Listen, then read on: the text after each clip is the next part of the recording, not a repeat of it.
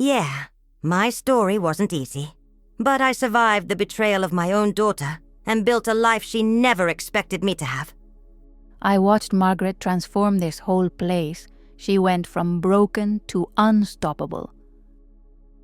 I'm sitting here in my beautiful assisted living apartment, looking at my calendar that's booked solid for the next 3 weeks. And I can't help but smile. You see, 6 months ago, my daughter Sarah thought she was making a smart financial decision when she put me in this place. She thought I'd just fade away quietly, grateful for her generous visits whenever she had time. Well, let me tell you what really happened. It all started last spring when I had that fall in my kitchen. Nothing too serious, just a twisted ankle and some bruising. But Sarah saw dollar signs. She'd been eyeing my house for years. That beautiful Victorian I'd lived in for 43 years. The one her father and I bought when she was just 2 years old. The house where she took her first steps, where we celebrated every birthday, every graduation, every milestone that mattered. "Mom, you can't live alone anymore," she said, not even 24 hours after I got home from the emergency room. She was pacing around my living room like a realtor already measuring for new furniture. What if something worse happens? What if nobody finds you for days? I tried to reason with her. I told her I was fine, that I'd been managing perfectly well on my own for the 8 years since her father passed. But Sarah had made up her mind. And when Sarah makes up her mind, she becomes this unstoppable force. She's always been that way, even as a little girl. Stubborn as a mule, just like her father used to say. "I've already looked into some places," she continued, pulling out a glossy brochure. "Sunset Manor has an opening. It's really nice, Mom. They have activities, meal service, medical staff on site. You'll love it." Love it? I'd barely glanced at the pictures of sterile hallways and shared dining rooms before she was talking about selling my house. My house. The place where I'd planted every flower in the garden. Where I'd painted every room at least twice. Where I'd carved out a life that was entirely mine. "We'll visit all the time," she promised, though her eyes were already calculating what my house might sell for in the current market. Maybe even more than we do now, since it'll be easier to stop by. That should have been my first red flag right there. When was the last time Sarah had visited? Christmas? Easter? I couldn't even remember. But I was scared, I'll admit it. Scared of another fall, scared of being alone, scared of becoming a burden. So I agreed. The move happened fast. Too fast. Sarah hired movers and put most of my belongings in storage. "You won't need all this stuff, Mom. The apartment comes furnished and you'll have everything you need." Everything I need?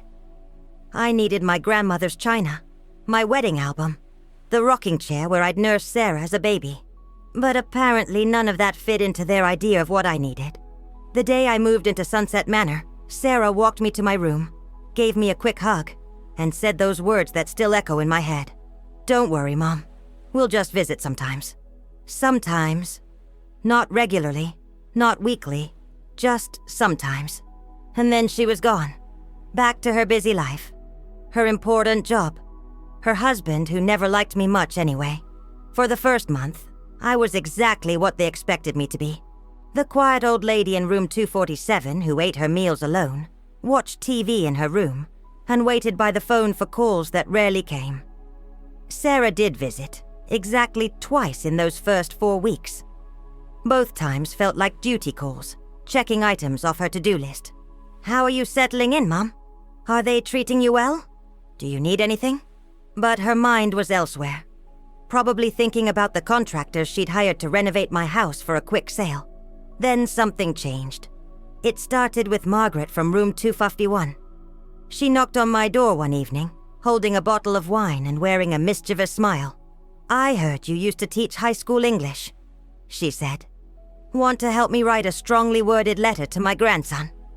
He's been ignoring his grandmother, and I think it's time he learned some manners." Margaret was 78, had been a nurse for 40 years, and had absolutely no filter.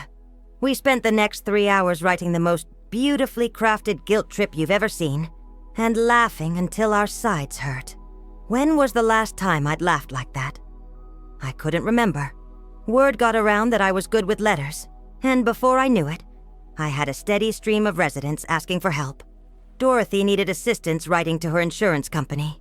Frank wanted to compose a complaint to the mayor about the pothole situation downtown. Rose asked me to help her write her memoirs. But it was Rose's memoirs that changed everything. As I helped her organize 60 years of stories, I realized how many incredible people lived in this place. These weren't forgotten old folks waiting to die. These were retired teachers, business owners, military veterans, artists, and activists. They had lived full, rich lives, and they had stories that deserved to be told. I started a weekly writing circle in the community room. Just 5 people at first. But it grew. Soon we had 15 regulars, then 20. We shared stories, wrote letters to editors about issues we cared about, and even started a newsletter for the facility. I found myself energized in a way I hadn't been in years. That's when I met David. He'd moved in 3 weeks after me, a retired journalist who'd spent 30 years covering local politics. He was sharp, funny, and had this way of looking at you like you were the most interesting person in the room. We started collaborating on newsletter articles, then taking walks together in the garden, then sharing meals in the dining room. You know, he said to me one evening as we sat on the patio watching the sunset, "I never expected to find someone like you in a place like this." Neither had I. At 74, I thought romance was behind me. But David made me feel alive again. Made me remember that I was more than just someone's mother, or someone's burden. I was still me. Still the woman who had opinions and dreams and so much left to give. Our writing circle started getting attention. The local newspaper did a feature on us, calling us the Silver Scribes. We were invited to share our work at library events and community centers. I found myself busier than I'd been in decades. That's when Sarah called, and I could hear the confusion in her voice. "Mom, I tried calling you 3 times yesterday. Where were you?" "Oh, I was at the library in the morning for our reading event. Then David and I went to lunch, and in the evening we had our writing circle meeting." It was Margaret's turn to share her story about working in the ER during the 70s. Fascinating stuff. There was silence on the other end of the line. Finally, Sarah said, "David." I told her about David, about the writing circle, about all the activities I was involved in. I could practically hear her recalculating her assumptions about my life. That's great, Mom. Really great. Listen, I was thinking I might visit this weekend. Oh, honey, this weekend won't work. Saturday, I'm helping the Martinez family write a letter to Immigration Services. And Sunday, David and I are going to the Botanical Gardens with a group from here. Maybe next week?" Another pause. "Next week? But Mom, I'm your daughter. Surely you can make time for your daughter." That's when it hit me. Sarah wasn't calling because she missed me or wanted to spend time with me. She was calling because she expected me to be available whenever she decided to grace me with her presence. The idea that I might have my own schedule, my own commitments, my own life, that hadn't occurred to her. "Of course I want to see you, sweetheart. But I do have commitments now. Let me check my calendar and get back to you." My calendar. When was the last time I'd needed a calendar? But there it was, filled with activities, appointments, and plans that mattered to me. David and I officially started dating, if you can call it that at our age. We held hands during movies in the community room, shared desserts at dinner, and spent hours talking about everything and nothing. The other residents started calling us the Lovebirds, and I blushed like a teenager every time. 3 months after I'd moved in, Sarah finally visited again. She walked into my apartment expecting to find the sad, lonely woman she'd left behind. Instead, she found fresh flowers from David, a desk covered with writing projects, and a bulletin board full of photos from various activities and outings. "Wow, Mom, this place looks different." "I've been redecorating," I said, straightening a photo of me and the writing circle at our newspaper feature event. "David helped me hang some pictures." "David again," she said, and I caught something in her tone. Not quite disapproval, but something close to it. "Yes, David. My boyfriend." I said it with just a little emphasis, watching her face change. "Boyfriend? Mom, don't you think you're moving a little fast? I mean, Dad's only been gone 8 years. 8 years. As if there was some prescribed mourning period I was supposed to follow. Some timeline for when I was allowed to be happy again. I looked at my daughter. Really looked at her. And I saw someone who had never considered that I might have desires and dreams beyond being her mother. Sarah, I said gently. I loved your father with all my heart. But I'm still alive, and I deserve to be happy. She stayed for exactly 45 minutes that day. Long enough to be polite, but short enough to show her disapproval. Before she left, she said, I just think you should be careful, Mom. These places can be, I don't know, predatory. People taking advantage of lonely seniors. Lonely seniors. That's what she saw when she looked at me. The months that followed were the happiest I'd been in years. David and I traveled with groups from the facility. Day trips at first, then weekend getaways. We went to wine country, visited museums, attended theater performances. I felt like I was making up for lost time, doing all the things I'd put on hold while I was being the perfect wife and mother. Our writing circle published a book, a collection of memoirs and stories from residents. It sold well locally, and we donated the proceeds to literacy programs. I felt proud, accomplished, like I was contributing something meaningful to the world. That's when Sarah had her revelation about my house. She called me on a Tuesday evening, her voice tight with frustration. Mom, we need to talk about the house. What about the house? The renovations are taking longer than expected, and they're more expensive than we thought. The contractor found some structural issues that need to be addressed before we can put it on the market. Structural issues. In the house I'd lived in for over 4 decades. The house that had weathered storms and seasons and decades of family life without any major problems. How much longer? I asked. Well, that's the thing. With these new issues and the market being what it is, we might want to hold off on selling for a while. Maybe rent it out instead. Rent it out. My family home, turned into an investment property. Or, she continued, and I could hear her working up to something. You could always move back if you wanted to. I mean, if you're not happy where you are. Not happy? I almost laughed. I was busier and more fulfilled than I'd been in years. But Sarah saw my silence as an opening. I could pick you up this weekend, and we could go look at the house. See what you think. I can't this weekend, I said automatically. I have the literary festival on Saturday, and Sunday is David's birthday party. Mom. Her voice had that edge to it. The tone she'd used when she was a teenager and didn't get her way. Don't you think this David thing has gone on long enough? I mean, what do you really know about him? What if he's just after your money? My money? The irony wasn't lost on me. Here was my daughter, who had convinced me to move out of my house so she could sell it, worried about someone else being after my money. David has his own money, Sarah. He was a successful journalist, and he has a good pension. We're not planning to get married or combine finances. We're just enjoying each other's company. But Mom? But nothing, Sarah. I'm happy. For the first time in years, I'm truly happy. Why can't you just be glad for me? The conversation ended awkwardly, with promises to talk again soon that we both knew were hollow. Things came to a head 2 months later, when Sarah decided to surprise me with an unannounced visit. She walked into the community room during our writing circle meeting to find me at the head of a table, leading a discussion about narrative structure.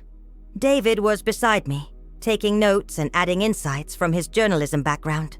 The room was full of engaged, animated seniors hanging on every word. Sarah stood in the doorway, clearly not knowing what to make of what she was seeing. This wasn't the declining, dependent mother she'd left here. This was a woman in her element, confident and respected and very much in charge. After the meeting, she pulled me aside. Mom, can we talk? We went to my apartment, where she looked around with obvious surprise. I'd made it truly mine now. My grandmother's china was displayed in a cabinet David had helped me buy. My wedding photos were arranged on the dresser, and the walls were covered with pictures from my new life. You seem different, she said finally. I am different. I'm happy. But don't you miss your old life? Your house, Your independence? I almost laughed at that. Independence? I was more independent now than I'd been in years. I didn't have to worry about home maintenance or yard work or all the responsibilities that had felt overwhelming after her father died. I was free to pursue interests and relationships and activities that brought me joy. Sarah, I said, sitting down across from her, I need to ask you something, and I want an honest answer. When you put me in this place, what did you expect would happen to me? She looked uncomfortable. I just wanted you to be safe and cared for. That's not what I asked. What did you expect my life to look like? She was quiet for a long time. Finally, she said, I guess I thought you'd settle in. Make some friends, maybe. Watch TV. Wait for visits. Wait for visits. There it was. The truth she hadn't wanted to say out loud. You expected me to just sit here and wait for you to have time for me in your busy life. That's not... Yes, it is. You thought you were solving a problem, making sure I was taken care of so you wouldn't have to worry about me anymore. But you never asked what I wanted. You never considered that I might build a life here that was actually better than what I had before. Sarah's eyes filled with tears. I was trying to do the right thing. I know you were, honey. But the right thing for who? You moved me here because it was convenient for you, not because it was what I needed. Over the next few weeks, Sarah started calling more often. Not to check on me, but to actually talk. She wanted to hear about my writing projects, my relationship with David, my friends here at Sunset Manor. Slowly, she began to see me as more than just her aging mother who needed to be managed. But here's where the story gets interesting. Remember that house she was so eager to sell? The one with all those mysterious structural problems that kept delaying the sale? Well, it turned out there was more to that story. David, being a retired journalist, has a lot of contacts in the construction business. When I mentioned the delays and cost overruns, he offered to have a friend take a look. What we discovered was that Sarah's contractor was running a scam, creating fake problems to justify inflated bills. The house was perfectly fine. He was just milking my daughter for every penny he could get. When I called Sarah with this information, there was a long silence. How did you find this out? She asked finally. David has connections. He thought something sounded fishy about your contractor's story, so he had it investigated. Another pause. David did that? Yes, he cares about me, which means he cares about things that affect me, including my family. Sarah fired the contractor and hired David's contact to finish the work properly. The house was ready to list within 3 weeks, for a fraction of what the first contractor had quoted. But here's the twist. I didn't want her to sell it anymore. What do you mean you don't want me to sell it? Sarah asked when I told her my decision. I mean exactly that. It's still my house, isn't it? And I've decided I want to keep it. But Mom, you can't live there anymore. We already discussed this. Who said anything about living there? I want to rent it out myself. The rental income will give me financial security, and eventually it'll be something to pass on to you and the grandkids. But I already have buyers interested. The realtor says we could get... Sarah, I interrupted. It's my house. My decision. And I've decided to keep it. This was the moment everything changed between us. Sarah realized that moving me to Sunset Manor hadn't made me more dependent. It had made me more independent. I had a support system now. People who looked out for me and helped me make informed decisions. I wasn't the scared, isolated woman she'd moved here 6 months ago. If that's what you want, Mom, she said finally. And I could hear the shift in her voice. She was speaking to me like an equal for the first time in years.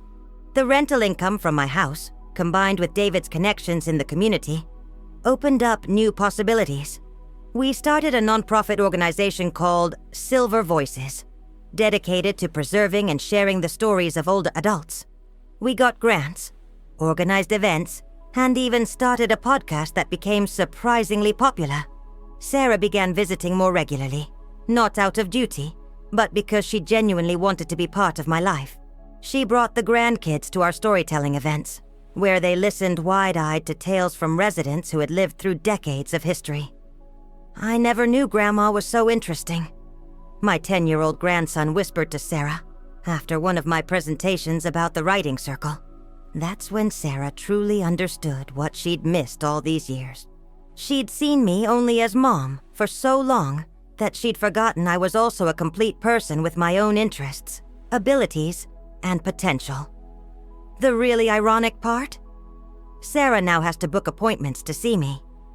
Not because I'm trying to punish her, but because my schedule is genuinely packed. Between the writing circle, Silver Voices activities, my relationship with David, and all the friendships I've cultivated here, I'm busier than I've been in decades. Last week, she called to ask if she could visit on Sunday afternoon. "Let me check my calendar," I said, flipping through pages filled with activities and commitments. "This Sunday won't work. David and I are going to a museum exhibit with the Art Appreciation Group. How about next Thursday? I have a free hour between my interview with the local newspaper and dinner with the Hendersons." An interview with the newspaper? Yes, they're doing a follow-up story on Silver Voices. We just received a state grant to expand our storytelling program to other assisted living facilities. I could practically hear her smiling through the phone. "That's amazing, Mom. I'm so proud of you." Proud of me? When was the last time one of my children had said that? "Thursday works," she said. "I'll be there at 2. Perfect. I'll put you on my calendar." As I hung up the phone, David looked up from his laptop where he was editing our latest podcast episode. "Another appointment?" he asked with a grin. "My daughter. She wants to visit next week." "You know?" he said, reaching over to squeeze my hand. I think Sarah finally gets it. He was right. Sarah finally understood that putting me in this assisted living facility hadn't diminished me. It had liberated me. It had freed me from the isolation and worry of living alone in that big house, and given me access to a community of interesting, accomplished people who had become my chosen family. Don't get me wrong. I miss some things about my old life. I miss my garden, miss having my own kitchen, miss the familiarity of spaces I'd known for decades. But what I've gained has been worth far more than what I've lost. I've gained purpose. The Writing Circle has grown into a multi-facility program, with me as the coordinator. We've published 3 books now, and the proceeds have funded literacy programs in 6 different schools. I've gained love. David and I are planning a commitment ceremony for this spring. Not a legal marriage, that would complicate things with benefits and estates, but a celebration of our partnership with all our friends here at Sunset Manor. I've gained respect. People seek me out for advice, for help with writing projects, for leadership on various initiatives. I'm not just someone's mother or someone's patient. I'm Margaret Thompson, advocate and activist, and writer and partner. Most importantly, I've gained a new relationship with my daughter. Sarah sees me now as a complete person, not just as her aging mother who needs to be managed and protected. She asks for my advice on work situations. She brings her children to learn from me. She's proud to introduce me to her friends as someone who's making a difference in her community. The house that started this whole journey? It's rented to a lovely young family with 2 small children. Sarah manages the property for me, and sometimes we drive by together to check on things. But when I look at that house now, I don't feel longing or loss. I feel grateful that it's providing security for my future, while giving another family the same happiness it gave us. "Do you ever regret it?" Sarah asked me recently as we sat in my apartment, sharing tea and catching up. Moving here, I mean. I looked around at my small but perfectly appointed space, filled with pictures of new adventures and friends, with evidence of projects and purposes that energize me every day. Through the window, I could see David in the garden, helping Rose plant flowers for the spring. In an hour, I had a meeting with the activities director about our upcoming intergenerational storytelling event. Tomorrow I was scheduled for a radio interview about Silver Voices. Regret it? I smiled at my daughter. "Honey, this move saved my life. I just never expected it to give me a whole new one." Sarah reached across the table and took my hand. "I never expected that either, Mom.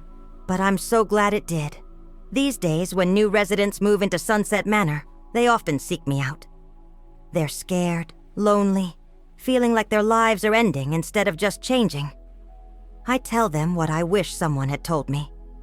This isn't where you go to wait to die. This is where you go to discover who you were meant to be when you were finally free to choose. Not everyone believes me at first.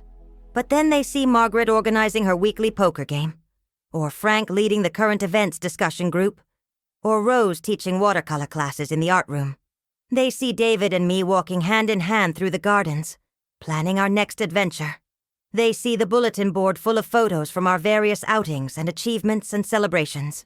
And slowly they start to believe that maybe, just maybe, their story isn't ending. Maybe it's just beginning a new chapter. As for Sarah, she's learned something too. She's learned that love isn't about controlling or protecting someone from all of life's challenges. Love is about supporting someone's choices, celebrating their successes, and being present for their journey. Whatever form that journey takes. She still worries about me sometimes. But now, instead of worrying that I'm lonely or idle or declining, she worries that I'm taking on too many projects, or staying up too late working on the newsletter, or forgetting to eat lunch because I'm too excited about some new initiative. These are much better problems to have. So yes, my daughter said, "We'll just visit sometimes," when she left me here, thinking she was solving a problem by putting me somewhere safe and contained. She never imagined that I'd create a life so full and meaningful that she'd have to book appointments to see me. But that's exactly what happened. And honestly, I wouldn't have it any other way.